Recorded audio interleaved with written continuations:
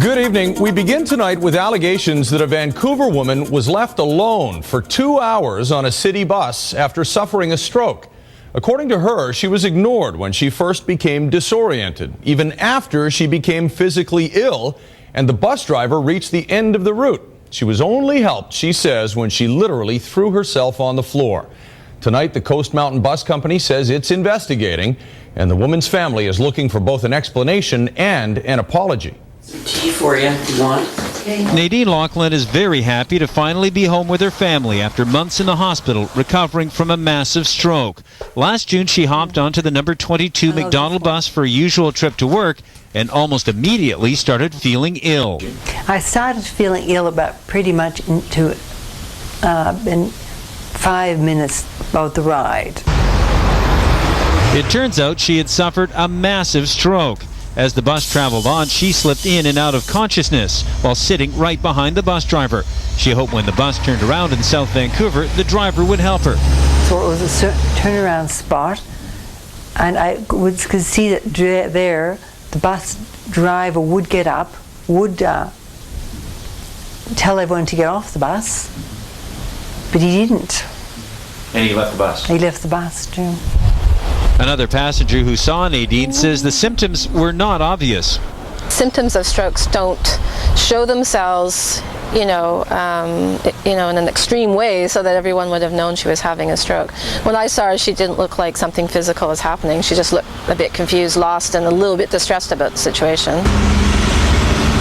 But she still wonders why the driver didn't check her at the turnaround. Instead, Nadine traveled from Kitsilano through downtown and south along Ninth Street to the turnaround, then all the way back on the same route. At some point, she vomited, and after trying to throw herself on the bus floor, she finally received help, ironically at the same point where she got on the bus. It was the exact same place across the road. I had been on the bus for 2 hours. You took an entire round trip of the circuit, essentially. Yeah.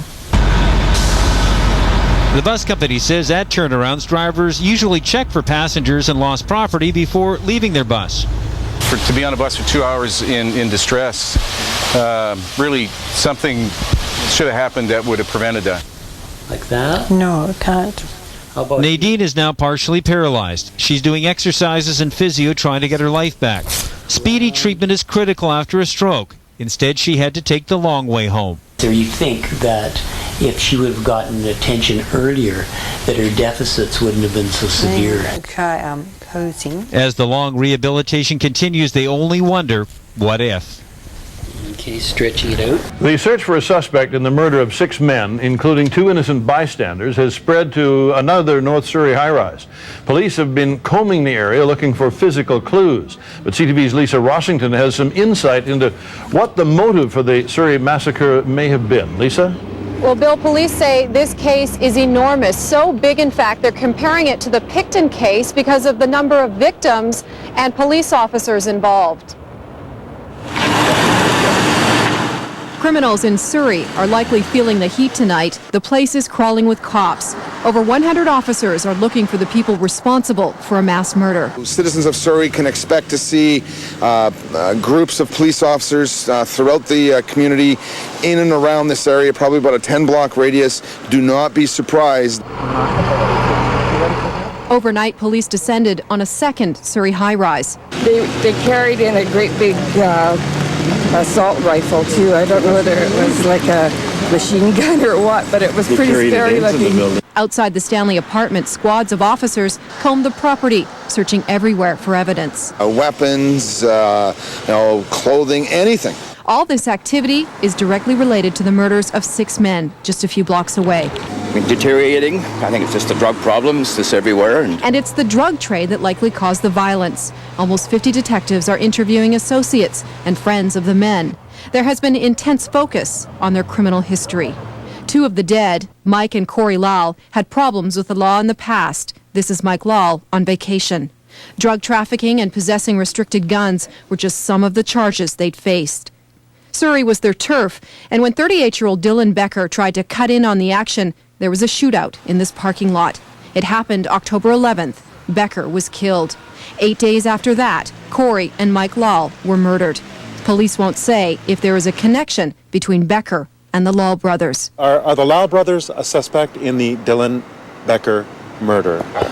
You know, I haven't been able to be updated on the Becker homicide. Now, I can't answer that question. I don't know who is involved with that homicide. No comment. You get out. The Law family wasn't talking.